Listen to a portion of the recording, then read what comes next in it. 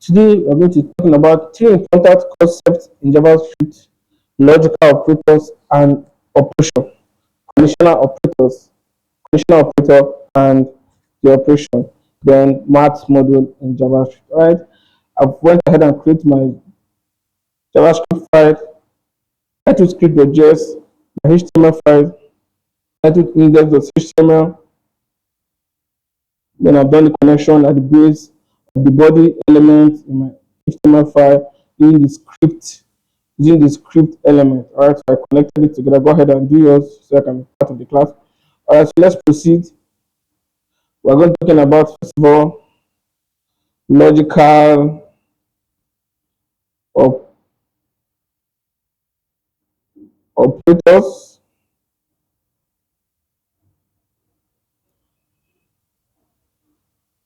conditional,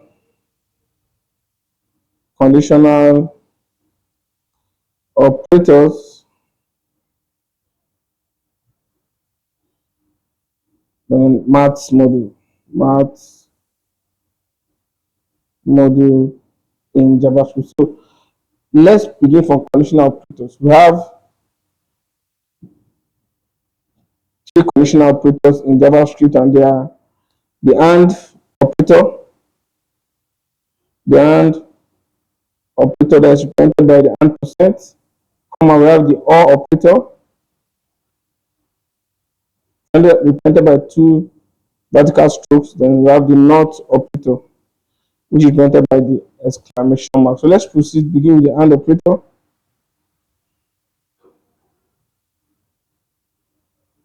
The AND operator.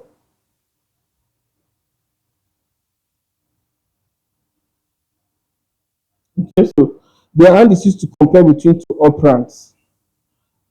Is used to compare between two operands. And let me say operands are values or variables that has been acted upon in a programming expression. Operands are values or variables that have been in a acted upon by operators in a programming expression. So operands are values or variables that have been acted upon by operators in a programming expression. Let's have a programming expression. Let's have console.log.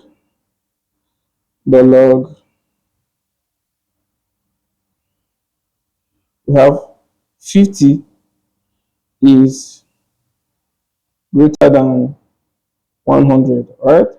And so compare between two operands, and 50 is less than 100. Okay, so what the AND operator does, it checks these two operands, right? These two operands, the first one is 50 is greater than 100, which we agree that is false, right? The second operand is 50 less than the second equation, the 50 is less than 100, which you know is true. So the AND operator checks between these two operands here and check if the outcome of each of the operands is true, it gives an output of true, right? But if the outcome of one of the operands is false, it's going to give an output of false. So in this equation, the AND operator will give an output of true if the two operands, that is the two equations in the two expressions of this equation are true. But if one of the expressions is false, it's going to give an output of false. So don't forget, logical operators always give output in booleans. So booleans are true or false values. All right, so let's check this output. You so consider log 50 is greater than 100. Yeah, 50 is less than 100. So this particular expression is false. And if you go to the right operand, you see 50 is less than 100, which is true.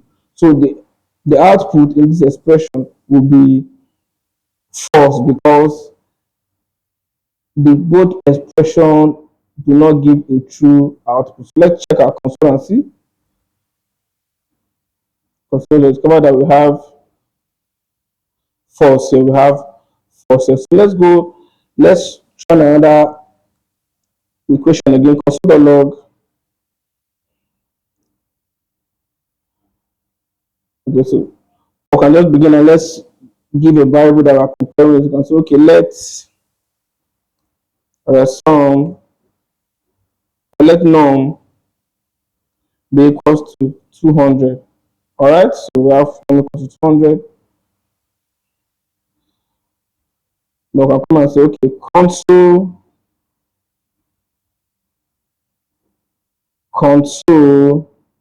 the log, num, the first equation here, num is greater than 500. All right, then and, which is representing the and operator, and num is less than 100. Don't forget, this num is a variable, all right, and it has a value of 200. So anywhere you see num, it typically means 200. Did you get that? All right, so I know you got that. So look at this equation, the equation at the left and the equation at the right. The output, num which is 200 is greater, num which is 200 being greater than 500 will give an output of false. All right, but on the right we have num which is 200 is less than 100 will give an output of false also. So when we have two false coming from the two different operands, the output, general output, will be a false also. So let's consider log, run this on our brother, how we have a false. So logical operator, the and of logical operation being performed by the and logical operation being performed by the and operator will always give an output of false if the two expressions are false. But to give an output of true only if the two expressions are true. So let's do that. Let's say console the log. So let's say we have num which is 200 is less than 500, which is true, and num is greater than 100, which is also true. Don't forget num is 200, so 200 less than 500, that's perfect true. Why? And also the right side of the equation, we have um 200 is greater than 100, which is true. So we have an output of true here. All right. So that's how the logical operation of the and operator works. So let's proceed to the or operator. We have the or, which presented by two strokes here, two stroke here, like this. All right. So let's go ahead. Let's say, so just like the and operator, the or operator compares two operands and give an output. Right. If the output, let's go into, let's say console log. Let's create a variable. So select num1 be equals to 500. All right, num1 be equals to 500. So go ahead and compare. Let's say console the log num1. And let's see num1, no, that is 500. Num1 is greater than 1000, or num1 is less than 200. Okay, so the operator will check these operands, all right, these two equations, and check if the two equations, each of them give an output of false, then we are going to have a output of false for this operation. All right, but if the two operands, one of them is true while the other is false, like it's going to give us a true. All right, the or is going to give us a true, unlike the and. The and operator is only going to give us true if the two sides are true. But the or operator will give us a true if one of the sides are true, and it will give us a false if the outcome of the both expression, the outcome of the operands are false. So let's go ahead. Here, num which is 500 is greater than 1000, which we all know 500 cannot be greater than 1000, so it's a false. On the right here, num which is 500 is less than 200, which is also false. So the output here will be a false. All right, control reload. We have a false there. All right, we have a false there. So let's do another operation. The console the log num1 is greater than 300, which is true because num1 is 500. So, and or num1 is less than 100, which is false. Num1 is 500, cannot be less than 100. So since one of these operands gives a true, we are going to have a true output. All right, we're going to add it because I told you the operator will always give a true if one of the operands is true. All right, so here number which is 500 is greater than 300. Yes, 500 is greater than 300. We know that. Then it's on the right side, the second operand num1 is less than 100, which is false. But because one of the sides is true, we're going to have a true output. So go to our console, Control R, we have a true output. So the next logical operator is what we call the not. The not. All right, and it's printed by the exclamation mark. What does the not do? The not just give the opposite of something, just the opposite of. Let's say let is sunny, is beautiful. Let is beautiful is equal to true. Is it a boolean? Let is beautiful is equals to true. Right? If we add the not here, it's going to convert this true to false. Always give the opposite of the operation. Always give the opposite of the operation. Let's say console the log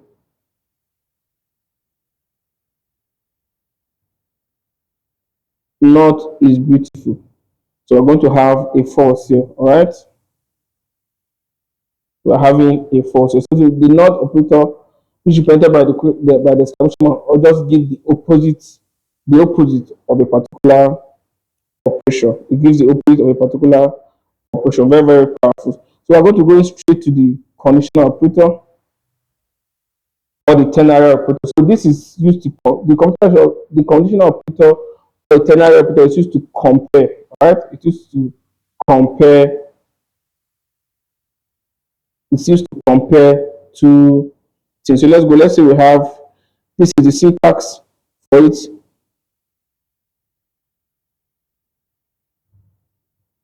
All right, so we have condition if and the condition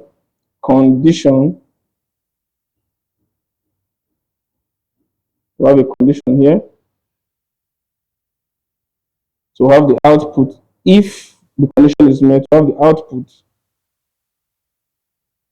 if true, else the output if false. All right. So conditional operator is used for comparison. It's used for what? Compare. To compare if a particular condition is met. All right. It checks if a particular condition is met, and if that condition is met, it gives an output. But if that condition is not met, it gives an output again that is not met. So let's say we are creating a system that wants to check if a user is up to 18 before they can if a user is up to 18 so that they can be eligible to vote. If the user is not up to 18, we are going to give an output that this user is not up to 18, so they are not eligible to vote. They are not eligible to vote. But if the user is up to 18, we are going to give also an output that will let the user know that they are eligible to vote. So let's go ahead. First of all, let's create a variable called age. All right. So let age be equals to. So we want age to be a prompt. Right. So the user will enter age as a prompt. Enter age. All right. So we have to attach the conditional operation to a variable so that we can be able to check its output. All right. So let's let output be equals to age is greater than equal to 18, all right, if age greater than equals to 18, we'll have the question mark here, which is the syntax. Give this output, you are eligible to vote.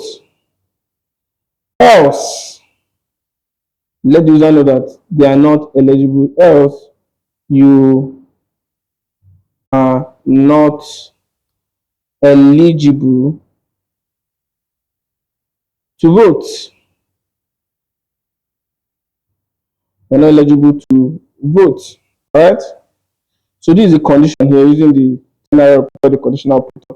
It checks the user. The user is going to input the value of their age. So it checks this the operation. It checks the age. It checks if the age is greater than equals to 18, that at least 18, but anything above 18 is eligible to go to vote. If the age, the user age is greater than equal to 18, it gives an output, right, that you are eligible to vote. Else, which is the following there, else, then the second output, which will be released to the user if the condition is not met, else you are not eligible to vote. All right, so let's run this system. First of all, select alert the output. All right, alert the output. So go to our browser, here and run Ctrl R. Okay, so let me enter. Let me say let me try the age. I'm not up to 18. I'm 12 years old. Let's see the output. You are not eligible to vote. All right, let me try it again. I am 18 years old. Let me see the output. You are eligible to vote. Let me try a value that is more than 18. I am 50 years old. So see value. Yes, I'm eligible to vote. That's what the conditional operator does. It checks. It only checks the value through a condition to ascertain if the value meets that condition. If it meets that condition, a particular output will be given. If it doesn't meet the condition, a particular output will be given. So let's comment this side. It doesn't affect the flow of our code. All right. So next, that's how the conditional operator works. So the next I'm going to talk about is the math module. Math module are very, very important mathematical operations we have in JavaScript. All right. Very, very important mathematical operations we have in JavaScript. I'm going to talk about the absolute today, the absolute, the round, the ceil, the floor, the max dot minimum, the max dot maximum, the exponent, and the random. Very, very important. So let's talk about max dot absolute. All right. What the max dot absolute does, it converts negative integers to positive integers. All right. So let's say you're building a program, you don't want an output that is negative. Use the math of absolute to convert negative integers to positive integers. Let's say we have console.log, the log. All right, we have the math. Don't forget capital letter math dot absolute. All right, math dot absolute. So let's say we have a negative value here. Let's say minus 90. Pressing that. So passing it through this function here, this math absolute function, it converts the minus 90 to 90. All right, so let's see it on our console. Ctrl R, we have 90 here. So that's what the math dot absolute does. So we're going to, the next is the math dot round. So the math dot round up a number to the nearest, round up a number that's in decimal to the nearest whole number. All right, so let's go. We say console.log math dot round. All right, let's say we have a number like 10.4. We want to round this number to the nearest whole number. What will be the output? The math dot round is just like what we learned in secondary school from our approximation. It checks the decimal. If the decimal the point where the decimal place is up to 5,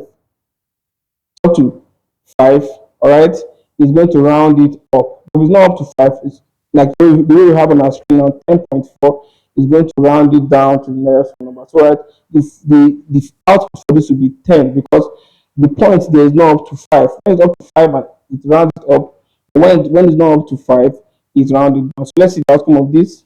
Control R, we'll have 10, right? I've rounded up to the nearest phone number, which is 10 because the decimal place is not up to 5. So let's change the value and change value to 5 and see. Control R, you see that it has rounded up to 11. All right, so that's how the math.round works. Next is the math.c. All right, the math.c works like the math.round, just that the math.c always round up. All right, I think one of the ways you can remember this is the word ceiling. You know, the ceiling of a building is always up. All right, so math.c, consider log, the math.c always rounds a particular number that has a decimal up. It always round up. Let's say c here. All right, it always round up. Let's say we have 10.4. All right, if this is what the math, this operation was to be done with the math.round function. It's going to round it down to 4 to 10. I beg your pardon. But because the math.c always round up, it doesn't matter what the decimal place is talking, whether the decimal place is 10.1 or 10.2, it always rounds up to the nearest phone number, rounds up. So here we're going to be having 11. All right, we're going to be having 11. All right, even though it's 10.8, still it goes to still round up to what? To 11. So it always rounds up. It always rounds up. So the next math model we're talking about is the math.floor. All right, math.floor.